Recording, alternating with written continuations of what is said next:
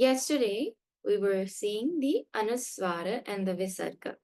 The Anuswara is the dot on top of a vowel, and it has a nasal sound. And we'll learn more about that when we get to the consonants. For now is what we call this, right? Then the Visarga. The Visarga is this two dots next to a vowel, and it is a release of breath. So whatever the preceding vowels, the vowel sound preceding it is, we replicate or echo that sound. Aha, ihi, uhu, ehi, like that. We also saw that a, I, u, r are considered short vowels.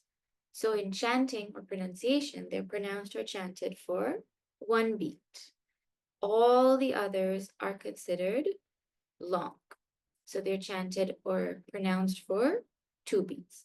I, u, u, r, like that. The length helps us to make sure we keep the right meter when we're chanting also. Something to keep in mind, the difference between short and long vowels.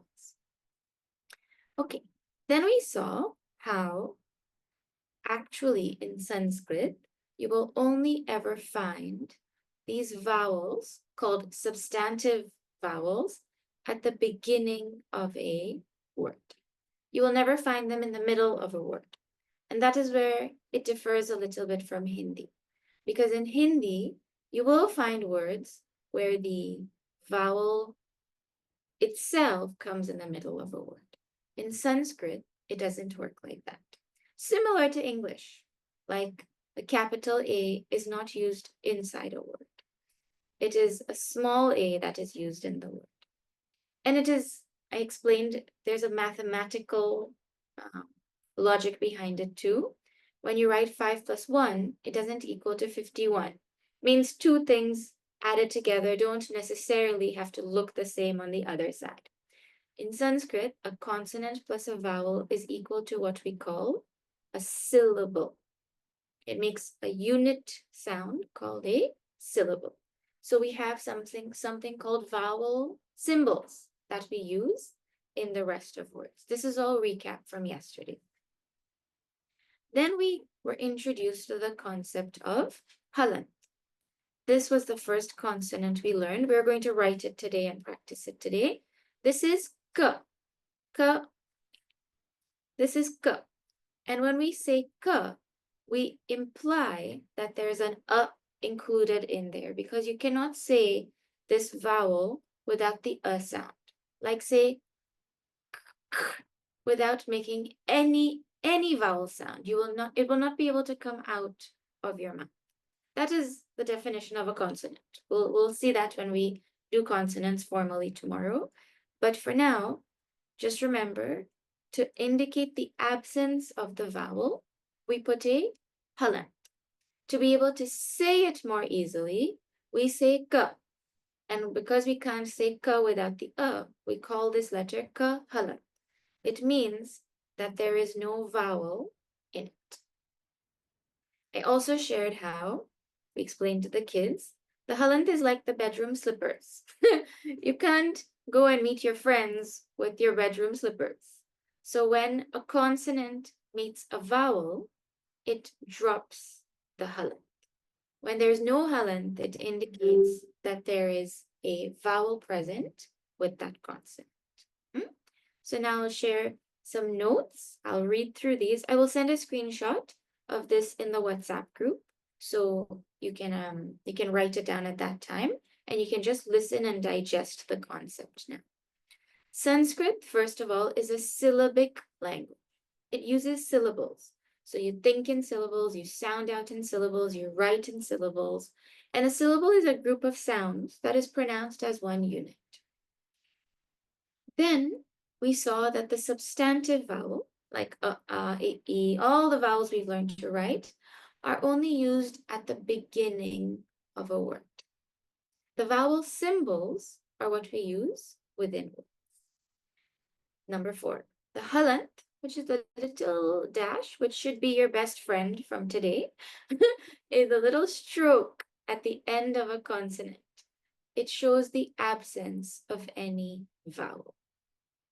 Number 5, if the consonant does not have the halant, it means that there is a vowel present. This is also where Hindi is different from Sanskrit, because in Hindi, the same word will be written, but it will be pronounced differently. I'll give you an example. In Sanskrit and in Hindi, the word for alphabet is, oh, sorry.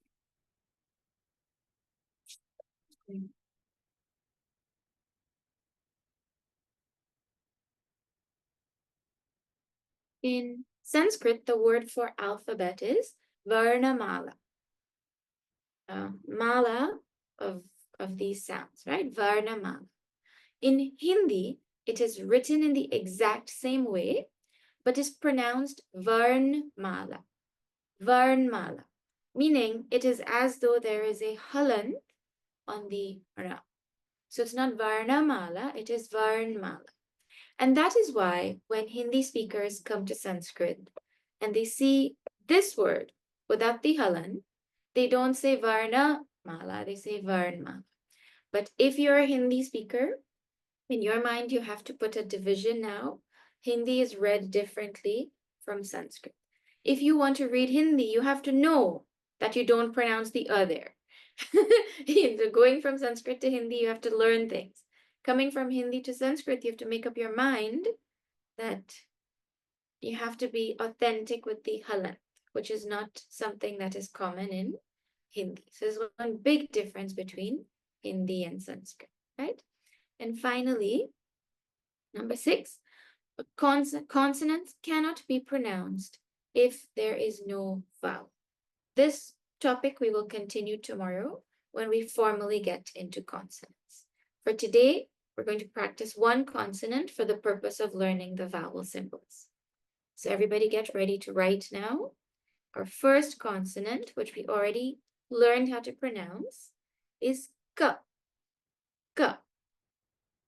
So you make a line. Oh, yes.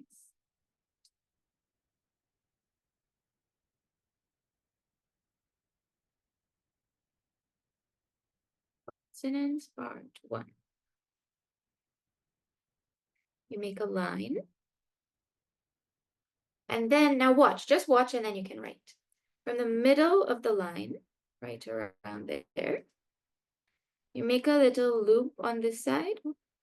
You make a little loop on the left side. And that loop continues across the line and goes down on the right side. Then you put the line on top.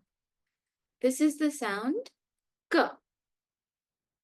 It is almost like a finger is holding down the shoelace, which is going to wrap itself around. K. Please write it a few times, and as you're writing it, say it also. K.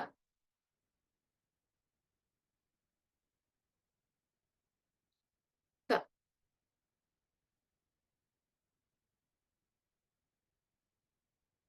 K. Very simple sound. It is a sound that is common in English, so there's no difficulty in pronouncing it. The only thing is, remember, because it is a Sanskrit consonant, you have to add the halant to remind yourself that it has no vowel. K, K, and you put in your mind, oh, that's K without the halant. And this is K, halant. You have to make best friends with the halant to remind yourself about that. Okay? All right. So now that we know how to write K, line with the loop, we're going to enter into our vowel symbols, which is the main topic for today. So now just watch, and then I will give you a few minutes to write. Actually, everybody write out the vowels in your book in a line, just like this. And you can sing the song while you're writing it if you want, if it makes it easier. A, I, O, U, R, R, A, I, O, aha. Hopefully you need to peek less and you can remember them a little bit more now.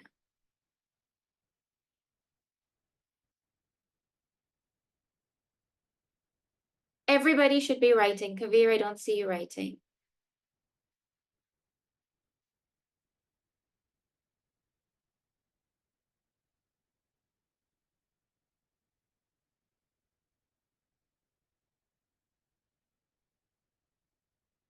This is not a TikTok video or a YouTube video where you just watch, guys. Everybody's writing.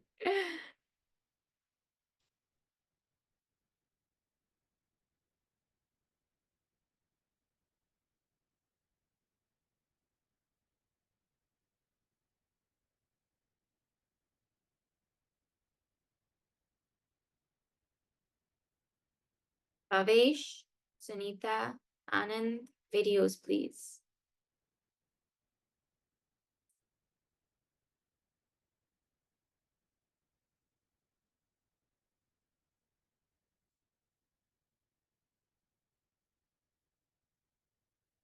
Okay, let us see now. Everyone good? Give me a thumbs up if you're done writing. Okay, awesome.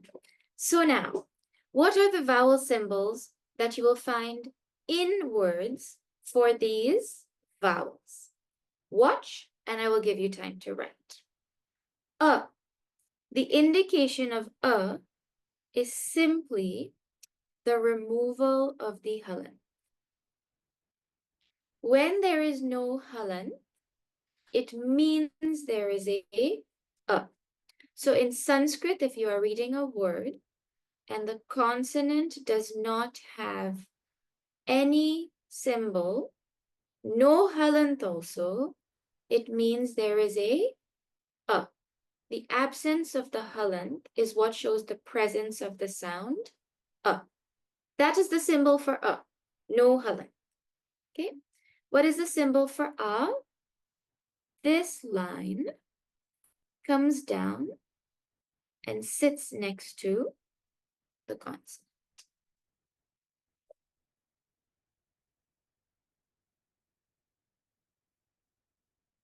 Show you what it looks like with the consonants when we're done with this line. Okay, so you can write this down. Is indicated by the absence of a halant, and is indicated by this line. Very easy. Same line coming down. Now, it and E, we're going to see them in pairs. C-E, watch. You see how this E has this little ponytail kind of thing on top? Well, the vowel symbol has a ponytail just like that. But it's a long ponytail. It goes all the way to the bottom, right? Now, these two letters are like sisters. And you know sisters, the big one does something, and then the little one wants to copy. So the little one tries to say, I want a ponytail too. And the big sister says, well, you can't have it the same way as me. So the little one says, fine, I will put it the other way. So it has the ponytail in front and E has the ponytail after. And the way to remember it is this E shows you its ponytail in the substantive form. I'm just making stories to help you all remember what these vowel symbols are. If you don't find them entertaining, please make your own. you do whatever you have to remember them. I and E. The line before are the ponytail or fountain before, and the ponytail or the fountain after. All right, next. O and U. Watch. The vowel symbol for these comes at the bottom. U is like a little hook, like a comma. You can remember it as a hook. You know, U, like a hook, the U in hook. And U is a hook that goes the other way.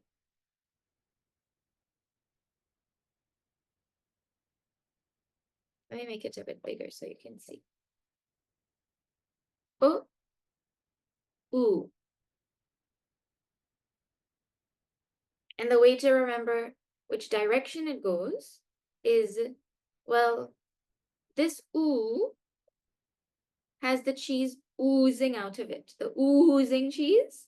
Does cheese ooze out of a pizza downwards or upwards? Downwards. So the ooh goes down and the ooh goes up, like a hook in karate, you know, they have that hook punch. It goes up. Okay. So we can write that down.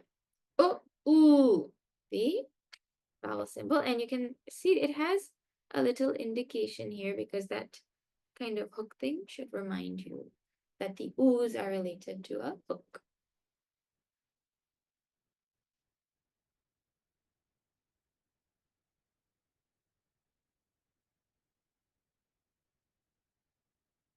Next is r and r. So see here, this e kind look e thing, this the C part of the E and the E are going to come down. Under the letter, you'll see a little C. In French, they have this. They put this little C thing underneath. And the r is just a double C or a E. This is what it looks like as a vowel symbol. Simple.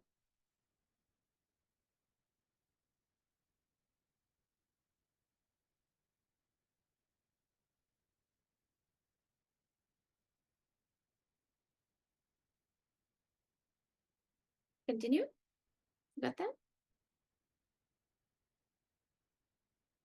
Okay. Now A and I.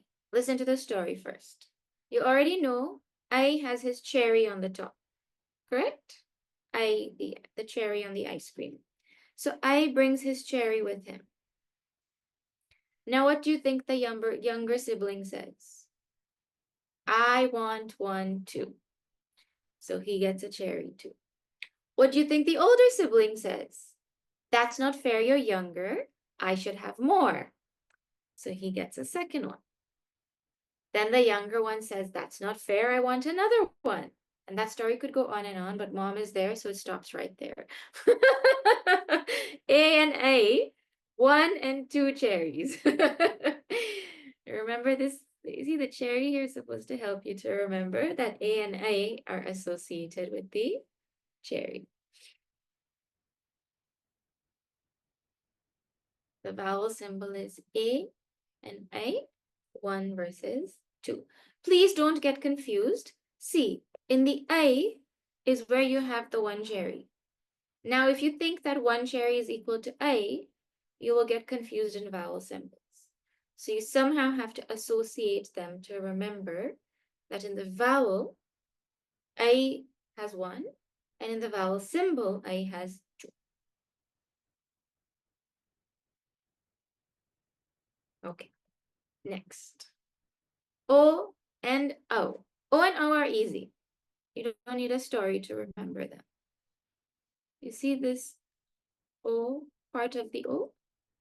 You just bring that down. Very simple. Same with the O.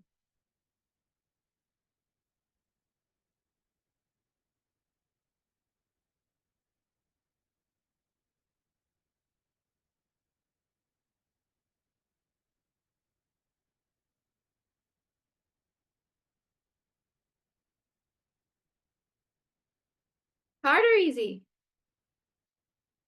Easy. Easy peasy. Learning these versus learning the small letters in English, which one is easier? This one is way easier. You give it a few days and you'll agree with me. Okay. Now, and aha. If this has been the pattern so far, what do you think the vowel symbol for will be? I mean, for will be? Just this dot comes right here. And for aha, these two dots, they come right here.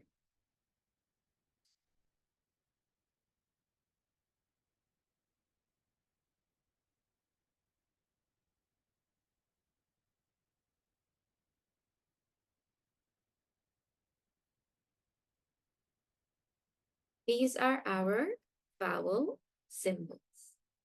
Now you will never, ever see the vowel symbols on their own. So this looks like, I mean, like a ghost town to me, like something is missing. What's going on here? You don't see these vowel symbols like this ever. So now we're going to see what it looks like with our consonant K. Okay, so one by one, we're going to go through slowly, step by step. First, K, Helen. I'll give you time to write each one. So watch, and I'll give you time, and then we'll go. Kahalant plus A equals, when Kahalant meets A, what happens? Together they make a syllable, and the syllable looks like this. Ka, without the halant.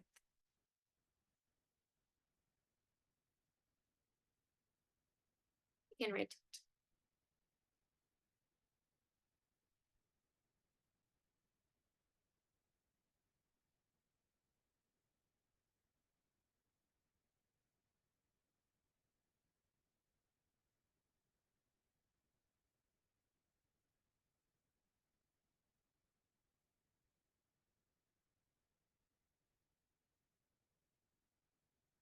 Next, Kahalant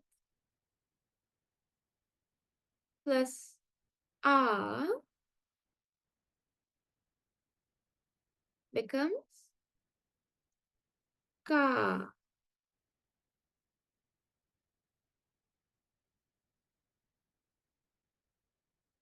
You can write that.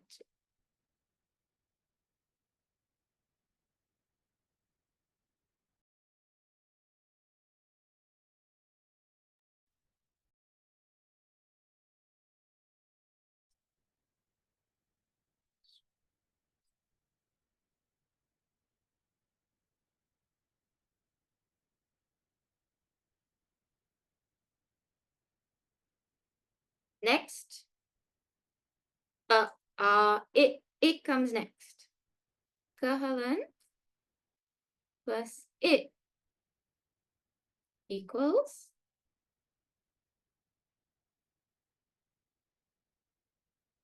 oh, everybody please watch. This is what I did was wrong. Watch. First, when you're writing ki, the ponytail line comes first. Then the ka comes. Then you join it on top.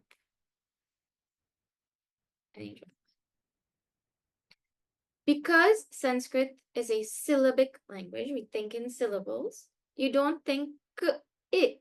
You think ki. And you try and remember how ki is written. Ki is written with the line first.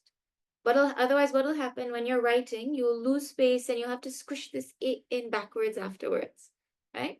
You think more holistically in Sanskrit. So you put the line and then you put the rest of the ki. Then comes Kahalant plus E. Kahalant plus E is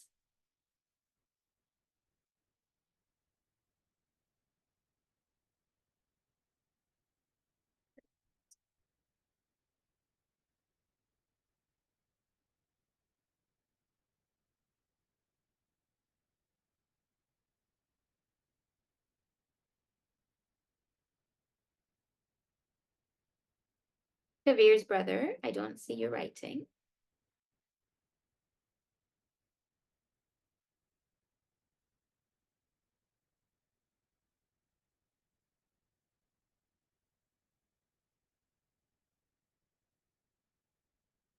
All right, next. Kahalant plus U. U is the hook. So you have your ka, and then you have your hook going up.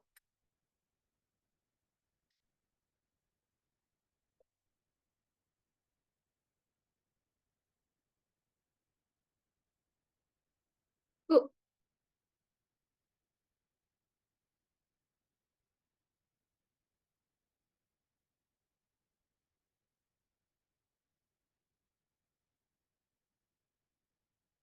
Next, kahalant plus oo. Kahalant plus oo is equal to oo.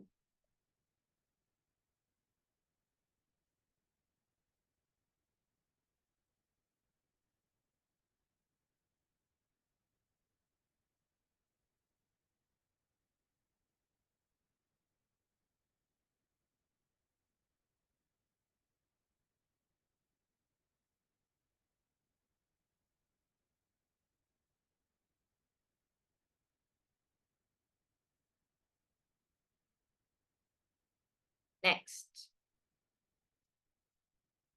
kahalant plus r is equal to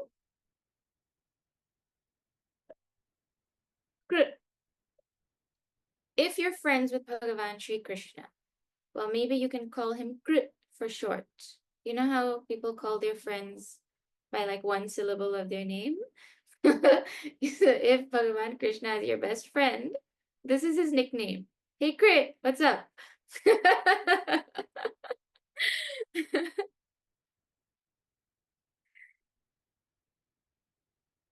I don't know about you. If you're Trini, well, then Kri might remind you of Crix.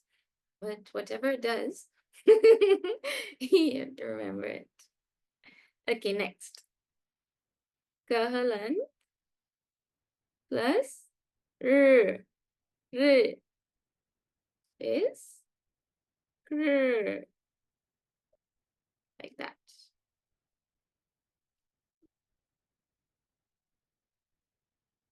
I'm only writing it in different colors so it's easier for you to see the vowels.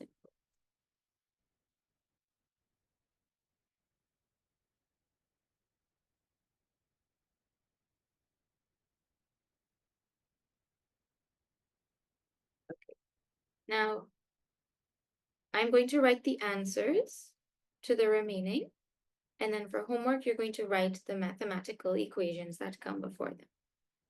Okay, so K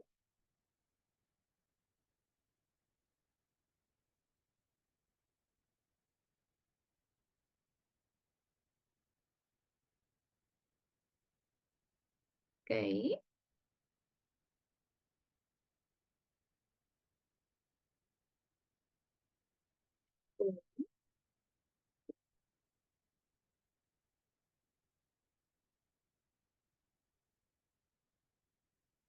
You see how every time I'm writing it, I'm saying it?